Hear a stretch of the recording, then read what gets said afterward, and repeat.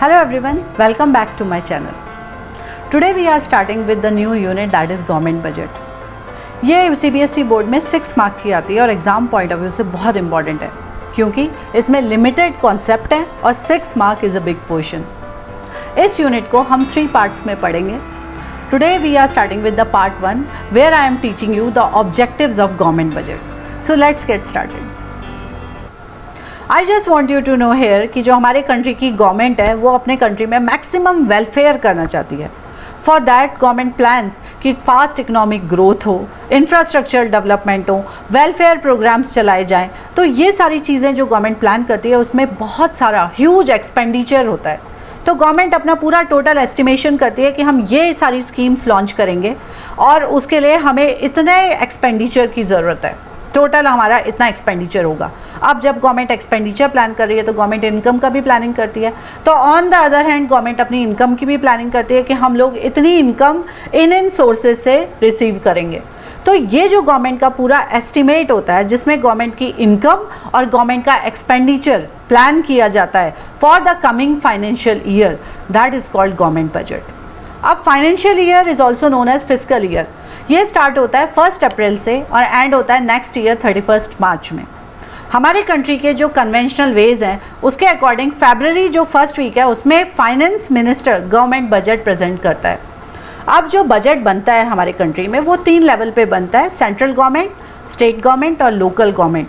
पर हमारा जो 12th का सिलेबस है CBSE का वो लिमिटेड है सेंट्रल बजट से, सेंट्रल गवर्नमेंट के बजट से, which is also known as union budget. So let's start with the definition of government budget. So government budget is an annual statement showing estimates of receipts and expenditure during a fiscal year. तो इसमें 2-3 चीज़ें ध्यान रखने की है. एक तो ये एनुअल स्टेटमेंट होता है, पूरे ईयर का स्टेटमेंट होता है, 1 महीने या 6 महीने का नहीं. और इसमें एस्टिमेट प्रेजेंट किए जाते हैं कि हमारे कंट्री में इतनी इनकम होगी और इतना एक्सपेंडिचर होगा. तो फरवरी में बजट प्रेजेंट किया जाता है जबकि फाइनेंशियल ईयर स्टार्ट होता है 1 अप्रैल को. तो 2 महीने पहले ही पूरी प्लानिंग हो जाती है कि गवर्नमेंट की इतनी इनकम होगी और गवर्नमेंट का इतना एक्सपेंडिचर होगा for the coming financial year. So let's get started with our topic objectives of government budget. In this topic we are learning कि गवर्नमेंट जो बजट बनाती है उसको बनाने का क्या पर्पस है, क्या ऑब्जेक्टिव सॉल्व हो रहा है. इसमें जो फर्स्ट ऑब्जेक्टिव हम लर्न कर रहे हैं that is reallocation of resources. तो गवर्नमेंट के पास जो भी रिसोर्सेज हैं, कंट्री में जो भी पैसा है उसको गवर्नमेंट हर साल नए तरीके से नई स्कीम्स बना के, नए प्लान्स बना के एलोकेट करती है. एलोकेशन के वक्त गवर्नमेंट 2 चीज़ों का ध्यान रखती है कि हमारे कंट्री में प्रॉफिट भी मैक्सिमाइज हो और वेलफेयर भी बढ़े. इसके लिए गवर्नमेंट ये देखती है कि जो भी चीज़ें कंट्री के लिए यूज़फुल नहीं हैं और ग्रोथ में कंट्रीब्यूट नहीं करती हैं उन पे गवर्नमेंट हैवी टैक्सेस लगाती है. जैसे सिगरेट्स पे, लिकर पे गवर्नमेंट हैवी टैक्सेस लगाती है.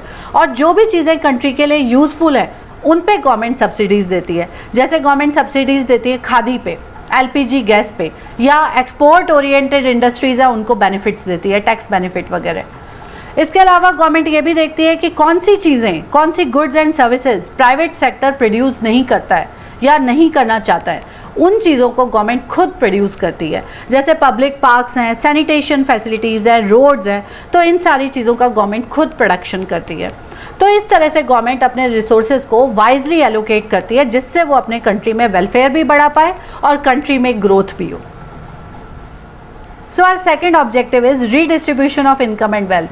आपको पता है हमारे कंट्री में 1951 से इकोनॉमिक प्लानिंग स्टार्ट हुई थी और तब से ही इक्वालिटी हमारे कंट्री का मेन लॉन्ग टर्म गोल रहा है. उसके लिए गवर्नमेंट बहुत सारी स्कीम्स बनाती रहती है, नए नए तरीके यूज़ करती है जिससे कि गवर्नमेंट इक्वालिटी ला पाए, इनकम एंड वेल्थ का इक्वल डिस्ट्रीब्यूशन हो. 2 तरह के इंस्ट्रूमेंट्स गवर्नमेंट यूज़ करती है जिसे हम बोलते हैं फिस्कल इंस्ट्रूमेंट. कौन कौन से? टैक्सेशन और सब्सिडीज़. हमारे कंट्री में जो टैक्स स्ट्रक्चर यूज़ होता है उसे हम बोलते हैं progressive tax structure.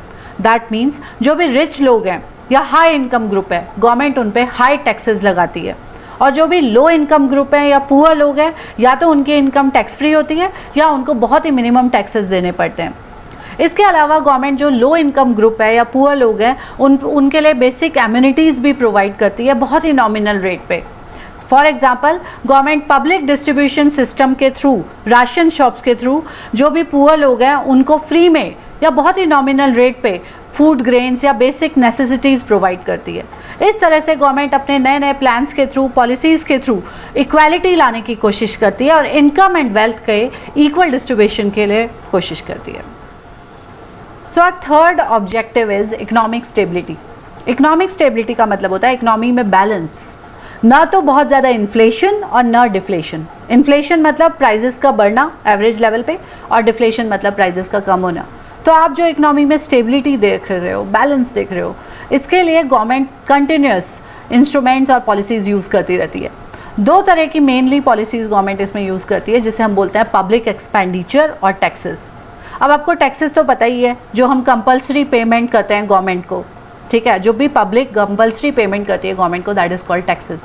Public expenditure का मतलब होता है गवर्नमेंट जो भी वेलफेयर प्रोग्राम चला रही है, प्रोजेक्ट चला रही है, उसके लिए गवर्नमेंट बहुत सारा एक्सपेंडिचर करती है इकोनॉमी में, जिससे लोगों की इनकम जनरेट होती है और इकोनॉमी में एग्रीगेट डिमांड बढ़ती है।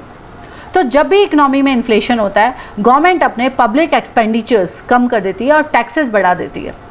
और जब भी इकोनॉमी में डिफ्लेशन होता है, तब गवर्नमेंट अपने पब्लिक एक्सपेंडिचर बढ़ा देती है ताकि लोगों की इनकम बढ़े, डिमांड बढ़े, और टैक्सेस कम कर देती है। तो इस तरह से गवर्नमेंट अपनी इकोनॉमी में बैलेंस आउट करने की कोशिश करती है कंटिन्यूस फिस्कल इंस्ट्रूमेंट्स यूज़ करके। Fourth objective of government budget is economic growth. अब इकोनॉमी में ग्रोथ कैसे होगी? गुड्स एंड सर्विसेज का प्रोडक्शन बढ़ने से। जब भी गवर्नमेंट बजट बनाती है तो इकोनॉमिक ग्रोथ उनका मेन पर्पस होता है। उसके लिए गवर्नमेंट क्या करती है? सेविंग्स और इन्वेस्टमेंट बढ़ाने की कोशिश करती है। अब सेविंग्स और इन्वेस्टमेंट बढ़ने से कैसे इकोनॉमी में ग्रोथ होगी, मैं आपको एग्जांपल देती हूँ। 2014 में गवर्नमेंट ने एक स्कीम लॉन्च करी थी, जन धन योजना, जिसमें जो भी पुअर फैमिलीज़ हैं, लो इनकम ग्रुप हैं, वो फ्री में बैंक में अकाउंट खुला सकते हैं। उनको कोई मिनिमम बैलेंस रखने की ज़रूरत नहीं है, ऊपर से उनको इंश्योरेंस भी मिल रहा था। तो इस वजह से लाखों लोगों ने बैंकों में अकाउंट खुलाए और अपनी सेविंग्स बैंकों में डिपॉजिट कराई। अब इसका क्या पर्पस है? सेविंग्स अगर इकोनॉमी में बढ़ेंगी तो बैंकों के पास मनी फ्लो बढ़ेगा, बैंकों के पास पैसा बढ़ेगा, बैंक ज़्यादा लोन देंगे, इकोनॉमी में ज़्यादा इन्वेस्टमेंट होंगे, गुड्स एंड सर्विसेज का प्रोडक्शन बढ़ेगा और इकोनॉमी में ग्रोथ होगी। इसके अलावा गवर्नमेंट इंफ्रास्ट्रक्चर डेवलपमेंट पे भी बहुत ध्यान देती है। जो भी हमारे सेक्टर्स हैं, जैसे प्राइमरी सेक्टर है, सेकेंडरी सेक्टर है, टर्शरी सेक्टर है, उसमें गवर्नमेंट कोशिश करती है कि इंफ्रास्ट्रक्चर डेवलपमेंट हो, बेसिक फैसिलिटीज़ लोगों को मिले, ताकि जो प्रोडक्शन यूनिट्स हैं वो ज़्यादा से ज़्यादा इन्वेस्ट करें और हमारे कंट्री में प्रोडक्शन बढ़े गुड्स एंड सर्विसेज का। तो इस तरह से इकोनॉमी में ग्रोथ होती है। तो that is again the main purpose of the government. Fifth and last objective of government budget is management of public enterprises. तो जो भी गवर्नमेंट की एंटरप्राइजेज हैं, पब्लिक एंटरप्राइजेज हैं, जैसे रेलवेज है, पोस्टल सर्विसेज है, या कोई टेली कम्युनिकेशन सर्विसेज हैं, इन सब की जो भी प्लानिंग होती है, जो भी मैनेजमेंट होता है, इकोनॉमिक एनालिसिस होता है, वो सारा बजट के टाइम पे ही प्लान होता है। जो भी नए एडवांसमेंट करने हैं, नई ग्रोथ के लिए जो डेवलपमेंट करने हैं इन एंटरप्राइजेज में, वो सारा बजट के टाइम पे ही प्लान होता है। तो that is again a main objective of government budget. तो ये सारे 5 हमने ऑब्जेक्टिव्स लर्न करें हैं। ये एग्ज़ाम पॉइंट ऑफ व्यू से बहुत इंपॉर्टेंट है। इस पे बेस्ड क्वेश्चन 3 मार्कर और 4 मार्कर्स आते हैं, जिसमें कोई भी एक ऑब्जेक्टिव पूछ लेते हैं और आपको 3 मार्क्स या 4 मार्क्स का उसमें आंसर लिखना होता है। तो प्लीज़ अंडरस्टैंड दिस कि इसमें आपको हर ऑब्जेक्टिव को डिटेल में लर्न करना पड़ेगा to write properly in the exam. So I hope you liked the video and found the content useful and informative. Kindly like, share with your friends and subscribe to my channel to get the notification whenever I upload the new video. Thank you.